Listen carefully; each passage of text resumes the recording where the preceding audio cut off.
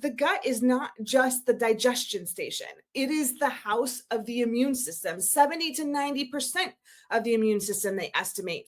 Hey, I'm Dr. Ruth Roberts, the original holistic pet health coach. And with me today is the beautiful and talented Melissa Nason. I said that to Michael too. Harking back to the days of yore on television where they would say that about all their guests. But you are all indeed beautiful and talented. Thank you. I So appreciate that. anyway, good. But if you don't know Melissa, she grew up on her family's Colorado farm and ranch where they often had to act as their own vets for their animals. And after attending universities in Colorado, Germany, and Switzerland, she became a news anchor and reporter who specialized in reporting on human holistic health after her mother's diagnosis with a rare GI cancer. Melissa's personal experience as a medical intuitive, combined with healing her own dog, Darla, from severe IBD and health issues, through holistic methods inspired her to become a certified holistic pet health coach and canine nutritionist. Drawing on her backgrounds in human wellness and holistic care, Melissa now specializes in gut and kidney health and offers personalized guidance plans to help other pet parents achieve optimal well being for their furry family members. Melissa is dedicated to being the compassionate resource she wished she had during Darla's health journey. And she's also the proud pet parent of two wonderful kitties, Lila and Whip, who are 15 years young. So, They are. welcome. Thank My you. good, you got the oldsters in your house. I do. That's All of my kids are 15, and that's both a wow. testimony to the power of holistic health when it comes to pets. And I'm also going to have a real hard year in about 5 years. Hopefully, it's 5 more years. But Exactly. and you know what? Exactly. I have to tell you, Dr. Ruth, they were all running around like wild, crazy little maniacs this morning. Darla, at 15 years young, also, who has had the gamut of health issues, was speeding around the house like she was two. I couldn't be Gotta more. love it. And it's programs like yours that help spread this knowledge and spread this news. I'm so glad that I found your program. So I had a filter for all this knowledge that has taken me 10 years. You said that what I was going through with Darla, we really went through it. And I do want to be that person where there's hope, where there's answers, because in the 10 years that I was going through this with Darla, I had to figure it out on my own, and we didn't have a lot of resources, and I used a lot of my human holistic knowledge and started applying it to Darla, even in the way I was taking human supplements and like trimming them down to pet level. And that's how we finally started getting somewhere, because medications and antibiotics weren't going to cut it. She was going to die unless I figured it out.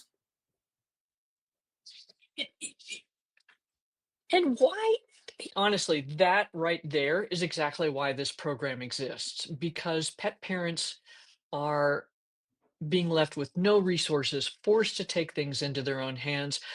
They're frustrated, they're afraid because they don't know if they're doing the right thing or not doing the right thing. And you had some existing knowledge from the human side, but unfortunately, most pet parents are like, "What do I do? This isn't working. I'm not getting answers from the vet." And so they go online and literally they buy the 27 supplements. It's the Wild West, and the supplements are the Wild West out there. Right on, right on. And so this is it. Instead of going off of testimonials about products, what if you'd had somebody like yourself 10 years ago that said, okay, let's just start back at the beginning here. So let's do start back at the beginning. So what happened with Darla? Oh boy, I'm going to make a long story short. So when we rescued Darla now 13 years ago, she had been living in a pile of trash in LA, and she had almost starved to death. Clue number one, that probably the gut was wrecked. And we're going to get into more about the connection between the gut and why there's allergies. So get little Darla going. I start feeding what I think is an okay kibble, like most parents. Now, I'm not here to shame, but when you've got a dog that's been compromised and has a compromised immune system like Darla did because she almost starved to death, Kibble's not going to cut it in most cases, nor did I know the huge role that her microbiome and her gut was playing in her overall health. So I get little Darla. She's got scabs on her nose. She's got scabs on her back. Her ears are red. She's licking her paws. She's itching all the time. And I thought, gosh darn it, what in the heck do I do with this little pumpkin? So I'm on the, what do I do? Probiotics, omegas, trying to fix out a diet. And I just start throwing things at her, but nothing's really sticking. And then I started to notice that really, literally, when the wind would come up, she would break out in massive amounts of hives. Just this poor little pumpkin. I mean, her eyes would be swollen shut. It was pretty massive. And then one day I was taking Darla for a walk and she had some problems with regurgitation. I'm tying this all together, folks, so just hang with me. She had some problems with regurgitation and starting to have some acid reflux. And then one day she started vomiting blood. We were out on a walk. She started vomiting blood and saliva and she aspirated. We flew to the doggy emergency room as fast as we could. And after an ultrasound, not only did she have ulcers, but she had severe IBD. And that was all tied together. So now we know, ding, the lights went off. I had leaky gut myself and thought, oh, hi, this is it. So when a dog has IBD and the immune system is completely wrecked inside the gut is not just the digestion station. It is the house of the immune system, 70 to 90% of the immune system, they estimate. So when she had IBD, major inflammation in the gut, all of a sudden the entire world, literally the wind, became something that she reacted to, and she would get these hives and her digestion was out of whack. So she had the ulcers. I had my work cut out for me. Sounds like it. And then And then, and we can go back a little bit more and start digging into really the nuts and bolts of how the gut is connected to the immune system. It has a lot to do with something you teach a lot about, Dr. Ruth, which is GALT, which is gut associated lymphoid tissue. That's where the immune cells lie. And so when we have leaky gut and the GALT gets inflamed, then we start to have the things that they start to eat start to pass through the intestinal lining in a form they're not supposed to be because they're not getting digested properly. So then all of a sudden the immune system's, hey, invader, and starts mounting an immune response against food.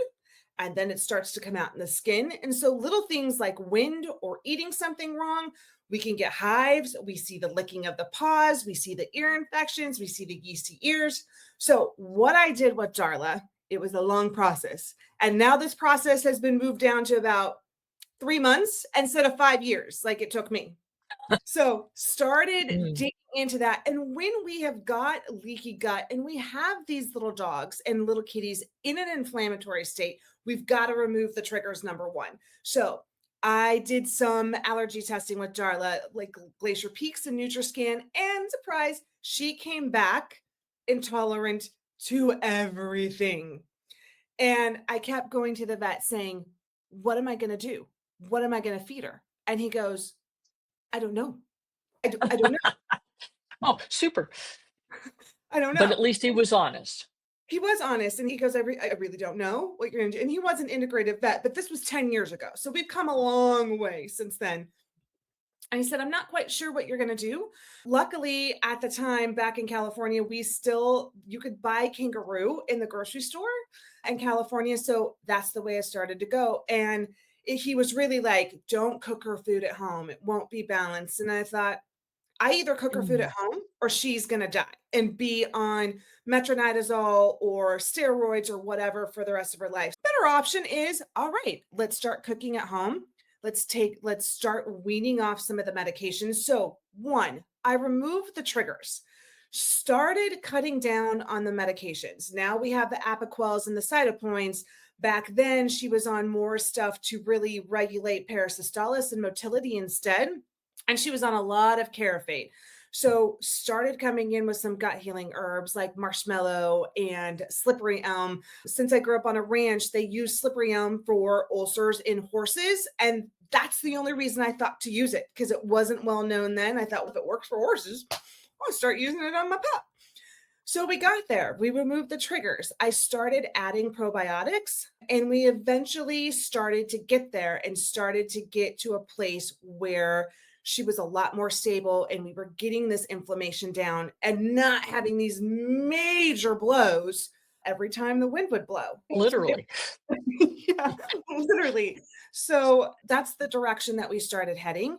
And a couple of things that I also didn't do at the time, and we can talk about that more as well, is I had the direction of, when you find something that works, stick with it.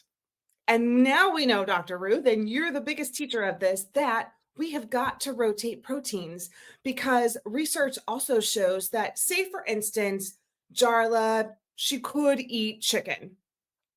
If her body's already in an inflammatory state from the gall, which happens with this, then we know that what they eat with it can sometimes also trigger immune response. So say there's a dog with an intolerance to chicken. If they start eating carrots every day with that chicken, the body will start mounting an antibody response to the carrots as well. This is what we're learning. So this is the power of rotating food and rotating proteins, which I was not doing at the time. And then, because then it came back, didn't it? It did. And it came back with a vengeance. So she was pretty stable for about 7 years, but there was still some medications involved. And during this time, from the research that we found on probiotics, which was available at the time, I was throwing the highest CFUs, colony forming units, that I could at this little girl. I did But it too. you did it too. Oh, thank you. Made me feel better. That was the logic. Yeah, That that was was the the mantra. logic. Yeah, that was the logic. Throwing the highest CFUs that I could at this little pumpkin.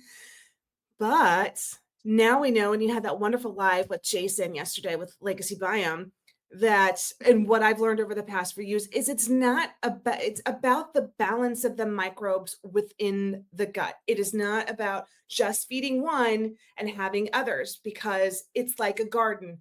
All of the flowers and the things have to work together, or we're still going to have weeds that pop up. And those weeds can be the unbeneficial bacteria.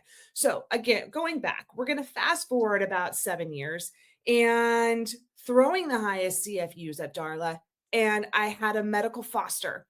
Darla wasn't really keen on this, and it stressed her out. And we can remind me to talk about stress in the gut later. And we never really talk about the enteric nervous system. So that would be something fun to dig into a little bit, and how stress is related to GALT. We'll get into that. But she got stressed out and she got C. diff. And we had It had every, seems familiar somehow.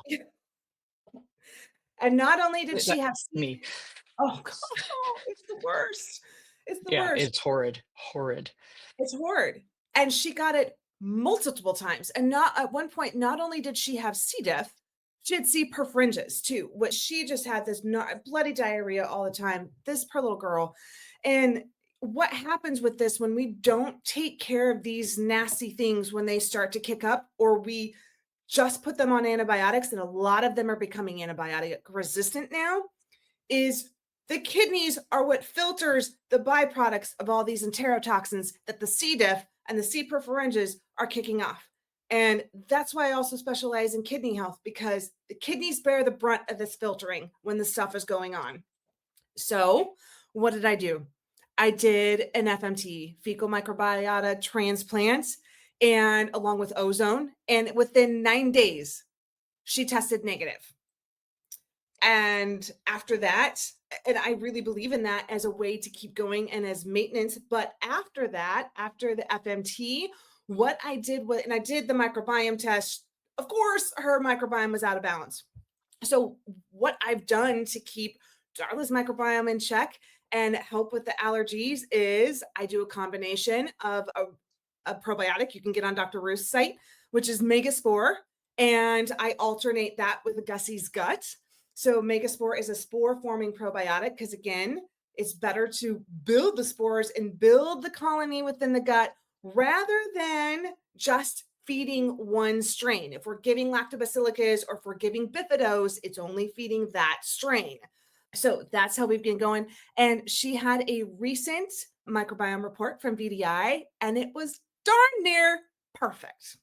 Her skin Gotta looks love amazing. that. Yes. Gotta love it. Right Yeah. on. And she hasn't had allergy problems in years. Yeah. And I think that that is well done for pulling that all back in together into making one story because this is what most pet parents don't get is that the skin issues are actually gut issues. Absolutely. And yeah, the deal is that the cells lining the intestines are epithelial cells.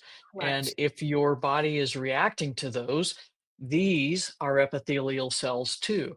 So Right. it's just, it does tie all together. So well It's, done. I And I mean, think that's part, yeah. sorry. Go ahead. Oh, please, I was please. just gonna say, I want to emphasize again and piggyback off what you said that skin issues and allergies, they're not a skin problem. They're not an Apoquel deficiency. It is a microbiome insufficiency and an immune system insufficiency. No amount of Apoquel or Cytopoint, it may cover up the reaction because in some cases that's a monoclonal antibody that stops the body from, oh, there's a reaction, stops the connection there, but it doesn't mean that the connection isn't happening. It's like a fire. We can put the fire out, but if the fire keeps getting reignited in the gut all the time, we have to get to the root. We have to put the fire out. And yeah, right on. And we know, in fact, the FDA has black boxed Apoquel, Good. and I forget the new one that from the get go never made it to market with a clean box, came to market with the black box warning about probability of increased cancer risk using these drugs. So the deal is that like you said, we're going to calm the itch down because we're going to limit the activity of one segment of the immune system. But this fire is burning out of control because the gut is still imbalanced. And so that fire is going to go somewhere else in the body and torch that. Yeah. And we've had just, I had a friend that wouldn't believe me, wouldn't believe me, wouldn't believe me. Started her 2-year-old lab that had normal lab allergies on Apoquel at 2, and at 4 she had metastatic mast cell cancer. And It's heartbreaking. And this, I know it this is is. you're here and why you are spearheading such a movement to incorporate holistic health. And it's the reason that I'm here too, because I don't want to see anybody else go through that. I don't want to see anybody go through what I went through with Darla. And we've got some hurdles to jump. The bottom line is, I think when pet parents start to get on board and we really get into this idea that the body is a system and so much of it stems from the gut, nearly all of it, then we stop treating the symptoms and we start getting to the root. And along with that, the other thing that I think I would really like pet parents to know is when true healing starts to happen, it does take some time. Healing the gut isn't an overnight thing. Yeah. We're not going to fix it just like that. But what we can do is make important, pertinent steps towards healing every single day. And, like, for example, with FMTs, the recommendation is when you've got a dog with severe allergies and you've got an FMT, this is introducing a colony to the gut that is already balanced and is in as I said before, the research is showing it's not about the amount of microbes in the gut. It's about how those microbes work as a community. So, when we're introducing an FMT and simultaneously taking away those triggers that I was talking about via food intolerance test, we start to see some magic happen, but it's not overnight. So, this is my recommendation to pet parents. Get a food intolerance and environmental stress test like Glacier Peaks or NutriScan. Glacier Peaks generally does more. NutriScan measures some IgG. Those are immunoglobulin antibodies, but Glacier Peaks is a good one.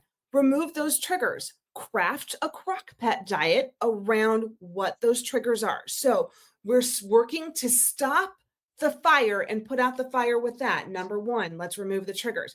Number two, let's get the microbiome in balance, whether it's with FMT or something like Gussie's gut. Sometimes Guffy's gut is something we'll do down the road because of the histamine part. We can talk about that too. Yes, Fermentation.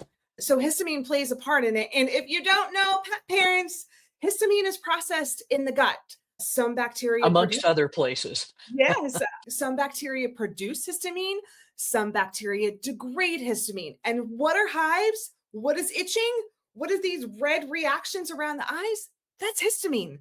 So it's a good sign that your pet is not processing histamine and then again has a microbiome imbalance. So going back to step two, incorporating something like megaspore or an FMT so we can start to get that gut balanced out. And now we've taken away the triggers, we're getting the gut balanced out, and then we have an addition of adding some anti-inflammatories like quercetin or an omega-3, and even some immune boosting stuff like a colostrum can help.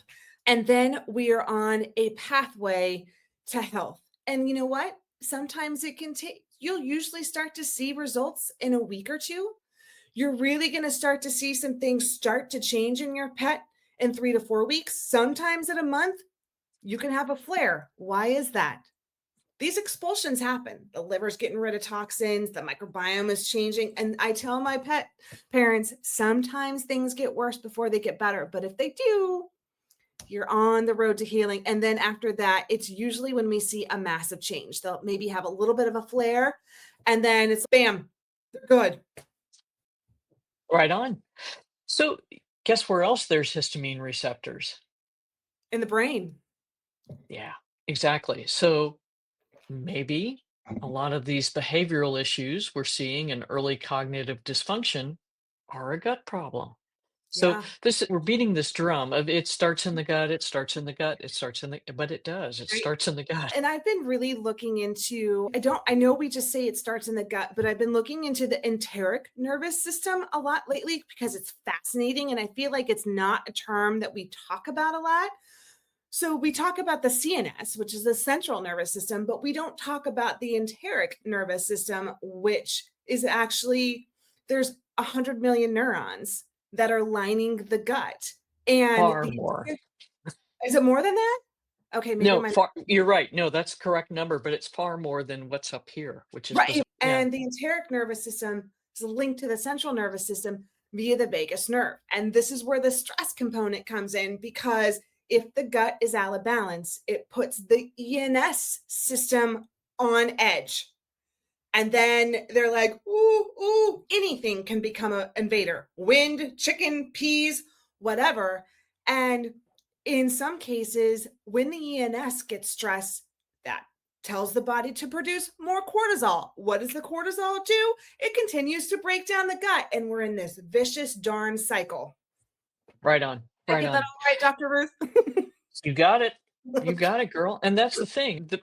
In if there's so we know that in people there's leaky brain. I think there is for dogs as well. So I think a lot of these behavioral issues, cognitive issues, that kind of stuff, that's leaky brain. And the problem is that you can get everything all smoothed out and hunky dory, but if you, for instance, for humans, if you have a concussion, that'll light your IBS right back up because it will reinvoke leaky gut or intestinal permeability and vice versa. So there's this huge interplay. And it's like the gut is almost more like an octopus, if you will. So the octopus has a brain in its head, but each tentacle has a brain. And so I if we like think of the gut in that way, and the octopus has 8 arms, so each arm is thinking independently. And so each segment within the gut is thinking and responding to the environment independently as well. Because that's the other thing I think we miss is that the intestines are inside the body, but inside the intestines is outside, if that makes sense. yeah, because it's all a So system. right? And so the deal is that anything that your pet eats, that they drink, that they groom off of themselves is going inside. And then there is that interplay within the gut as well as to the brain itself. So it's an incredibly complex system that we are only beginning to really understand. That's fascinating. I feel like I could talk about this all day with you. It's just really is fascinating. I love how you say leaky brain. It really is true. When you've got an inflamed gut, you've got an inflamed brain. And I am reading a human book right now that has to do with that. And again, applying it to pets, it was literally saying change your diet, change your brain. And it's the same with our pets. Yeah.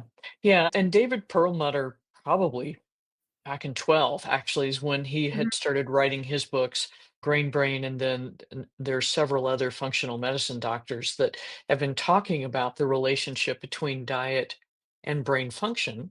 But it's just gotten the relationship has gotten clearer and clearer over the years, which has been amazing.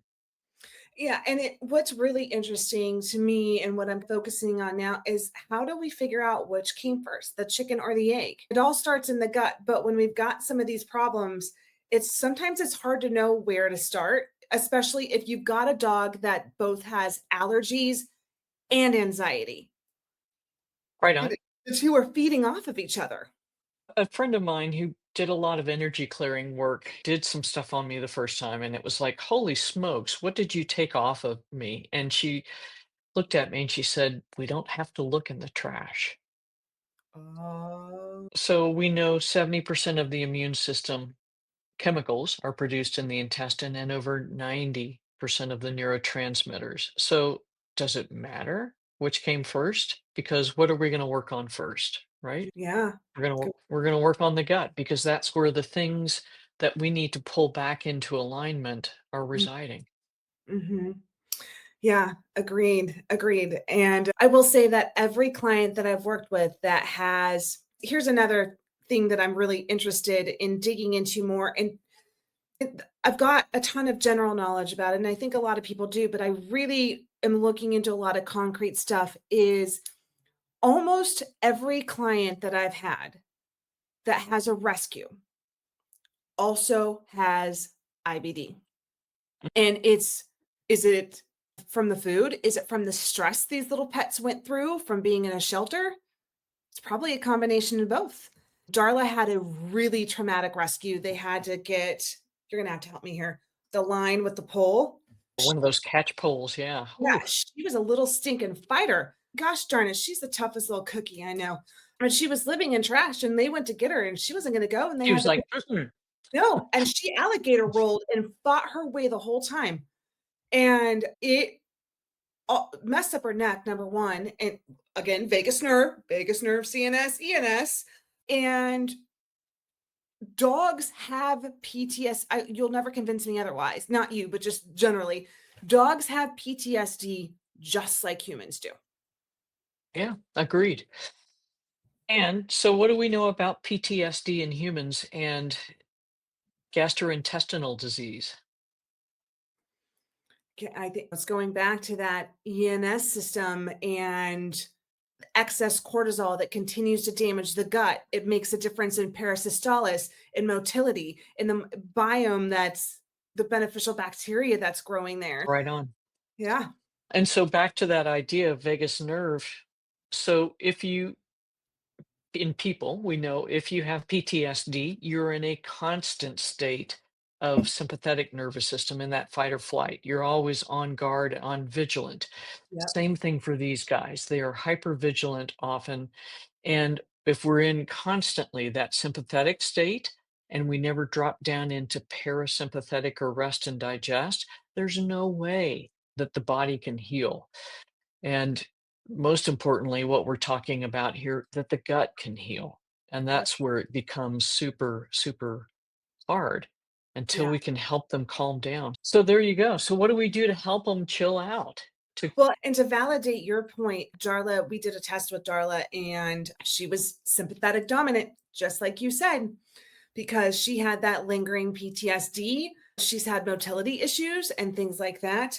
And it can be a whopper. And a lot of it happens when we're connected with them, the humans that they're connected with, a lot of high anxiety people. have high anxiety pets. So it's a thing to work on. It's surprising to me that Darla, and actually it shouldn't be surprising that both of us have PTSD. We both went through something very traumatic. And I think it's just taken me in the last couple years to really be like, this is what's going on. We're feeding each other and we're passing this back and forth. And you pointed it out to me on several occasions. You're like, hey, Melissa, chill out, take a step back, and really connect with Darla. So I had to put my anxiety to the side and I had to let my intuition kick in. I have done a lot of work as a medical intuitive, and the interesting thing was is that I could do a read on anybody, and except for Darla. There was, I should say, it was only to a certain point because the emotions block it. The emotions always block it. So I had to put that aside, let my intuition come forth, and just let her be a dog and not put my human limitations on her. A lot of ways that we can work on that is let your dog be a dog. Things that help and also help the microbiome: ground, get out in the soil, go to the beach if you live near one, let them walk on actual dirt because grounding is just as important for dogs and kitties as it is for humans. Make sure they can get a little outside time. Enrichment activities can really help that because I think we use our human brains and put it on theirs when they're wired instinctually and not intuitively like we are. One thing that I like to do with Darla, and I have been incorporating a lot lately, is holding her, breathing, and eventually they start to match your breaths, meditating with her, and then I hum because humming stimulates the vagus nerve and can turn it off or stimulate it in the right direction, I should say. And the same works for them because let me know if we can teach dogs how to hum. I don't think we can, but they can still get that from her. I also love to sing. I'm telling you, singing with your pet, I should hold a class on this. The other day I was just holding Darla and singing with her. She never falls asleep in my arms. She was just like, it was so sweet. Right on. No, but this makes total sense, right? When you do that, so two things are happening. You're bringing your own stress level down. And I do this with Hio. Full disclosure, I had PTSD too. That's something that I've done a lot of work on through life. But if my anxiety is starting to go out of control, she is on the floor circling in tight circles. And so it's like, sorry. So that's what she'll show me exactly what's going on. So I'll pick her up and hold her and I'll sing her a little song or something or just rock back and forth. And what's happening is her energy level drops to match mine. As I start to come down off the ceiling, she's, oh, thank God you got the message. You were just driving me nuts. So I think this is an amazing thing. Singing, humming, moving, rocking, all of those things, anything that kind of brings things down a few notches and calms us is so critically important. Yeah. In some cases, we can get into the endocannabinoid system and using CBD or things like ashwagandha that help regulate the adrenals and cortisol and things like that. But I think foundationally, these are simple steps that pet parents can take right now. And this is really the thing that I want them to know is remove the triggers, make the fresh food, incorporate an FMT, and then use that as maintenance and do the proper gut support, like a Gussie's gut or a Megaspore, and then doing some anti-inflammatories. I see behind you, I think, Dr. Ruth, you've got your histopause. It may not make a dent if your dog has severe allergies at first, because again, we've got to work on the gut, but histopause is a great anti-inflammatory, which contains quercetin, which we like to call nature's Benadryl, which helps the gut and the body process the histamine rather than like a Benadryl. Benadryl just blocks the histamine, but it doesn't mean that the histamine isn't still happening. Right on. Right on. So instead of blocking the receptor, this actually helps move it out of the body so it Yeah. can be degraded and gotten rid of. But so critical. Let's see, where did this go? So Cindy's asking, what about seasonal allergies from outdoors that cause inflammation in addition to gut issues? Okay, Cindy. So great question. We're gonna go back on that. So is it the seasonal allergies that are causing the inflammation? Yes, they can. But remember, we're going to go back to if the microbiome is imbalanced and the GALT, which is I know it's a big word, but it's gut associated lymphoid tissue. That's what lines the lining of the gut. If the microbiome is imbalanced and the right bacterial mix and community isn't there, then that's inflamed. And that is what kind of causes what we call leaky gut. And leaky gut may or may not be present, but if the gut is inflamed and the microbiome is imbalanced, then the immune system is affected. And that means you have an immune system insufficiency. So when we're seasonal allergies, things that really shouldn't affect them, or maybe if there's a few seasonal allergies, if the pollen's kicking up, something that you might usually be able to use quercetin for is going to become so much worse. Again, going back to what we talked about with Darla, the wind would blow and kick up the pollen, and all of a sudden she's got full blown hives and things going on. So when it comes to seasonal allergies, again, it's not if your dog or your kitty is having a skin issue, we're going to go back to the gut that it is not a skin issue, it's an immune system and gut insufficiency. So I think if you take some of the steps that I've mentioned earlier, you're going to start getting there. And later on, after I get off with Dr. Ruth, I can put some more links in there to FMT in addition to the Glacier Peaks test so that you can start there and build a crock pot and start taking the steps. There is a way through this, I promise. Right on. And that's the thing. It sometimes it just for the average pet parent, it's not intuitively obvious that the skin problem actually starts with the gut. And if you want to work with Melissa, you can click on this link here and go over to our website, read a little bit more about her, and hire her as your holistic pet health coach, because that's really what this is about. It's so hard to work through some of these problems, especially if the access to veterinary care that you have is just a conventional vet. They're doing their best, but their toolbox is a little bit limited in terms of how we can support these guys and really get down to some natural healing.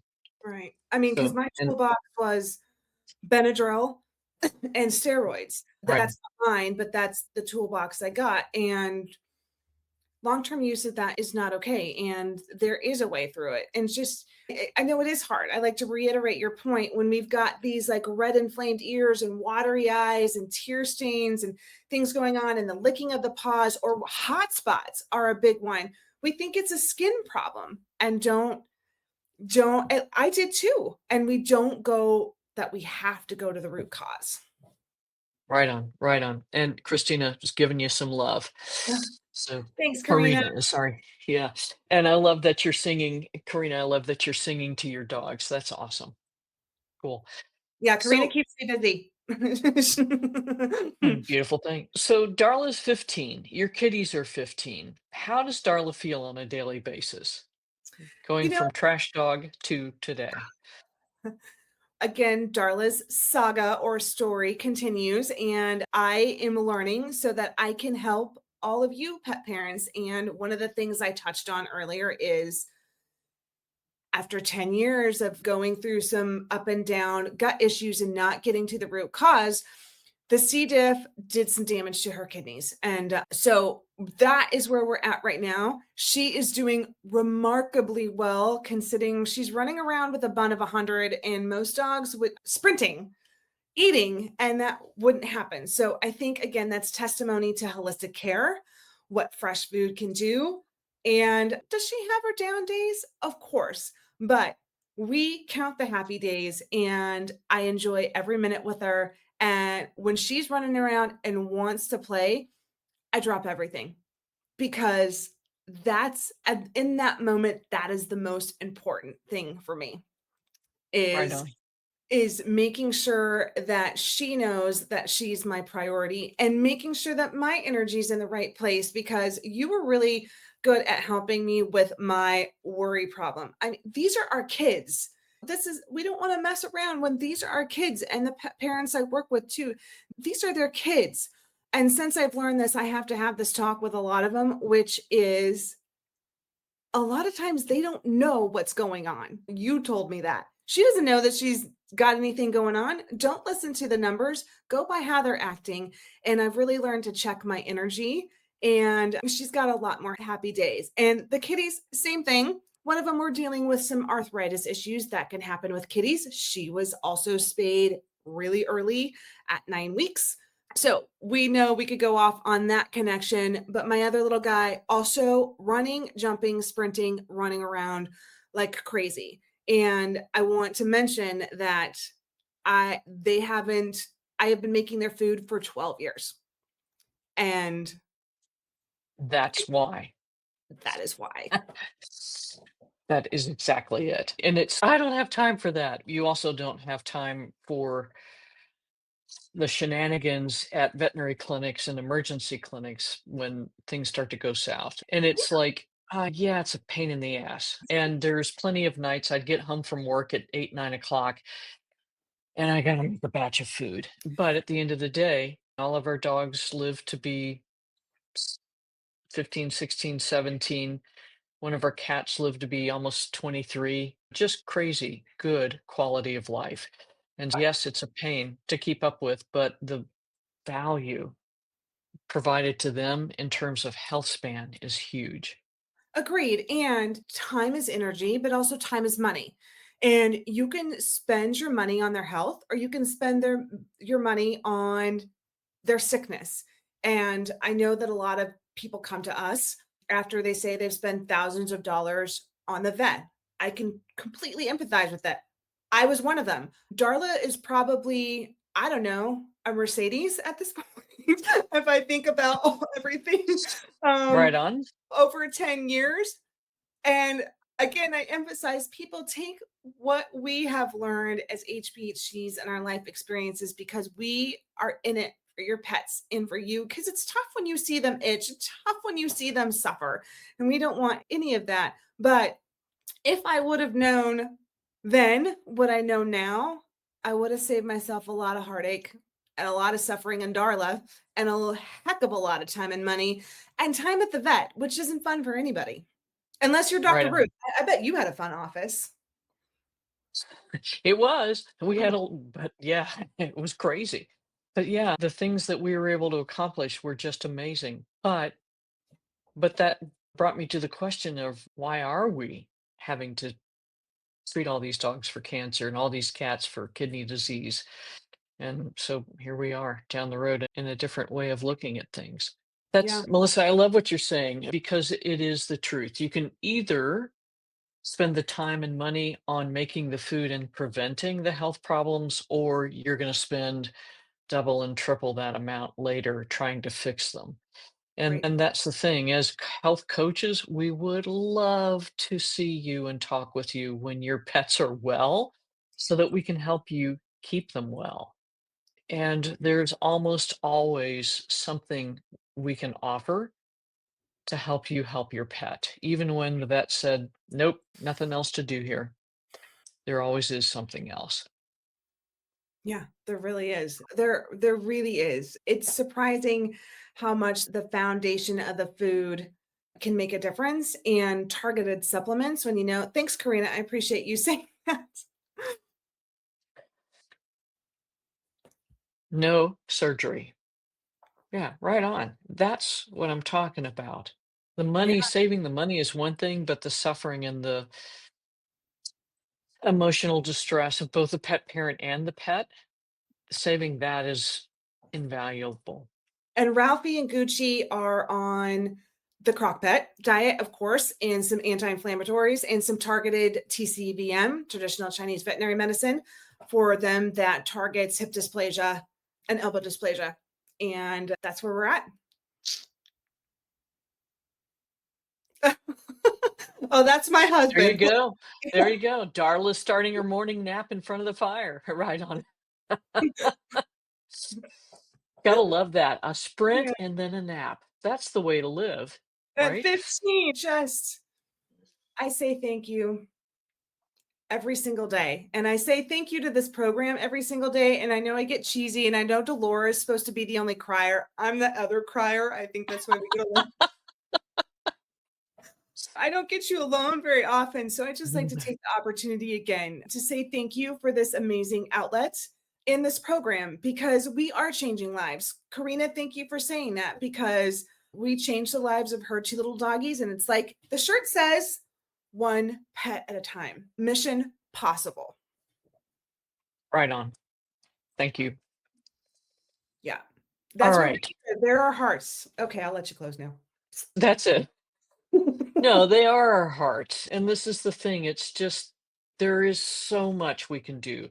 And it is so confusing out there because there's all these folks on social media, et cetera, et cetera, et cetera. Y'all find somebody to work with that you trust, that you will take the deep breath with and say, okay, let's figure this out instead of going from this to this, because that's going to create panic and anxiety in you, confusion in your pet, and ultimately you're not going to move the needle forward fast enough. All right, that's it. Melissa, thank you. Thank you. Thank you. Everybody, thanks for joining us. Oh, next week we have a super, super cool guest, Jess McNaughton with C60, one of my favorite fun supplements. We're going to be announcing a super cool uh, I can't get this out. Pep for Pups. It's a 30-day trial of C60 to see how that increases your pup or your kitten's energy, mobility, and longevity. So there'll be super cool stuff we'll have, plus a super deep discount on C60. So join us next week. It'll be awesome. Melissa, thank you again for all you do. And y'all, we'll see you next week. Thanks for joining. Thank you. And give all your pups and your kittens a hug and a kiss for us. Positive vibes.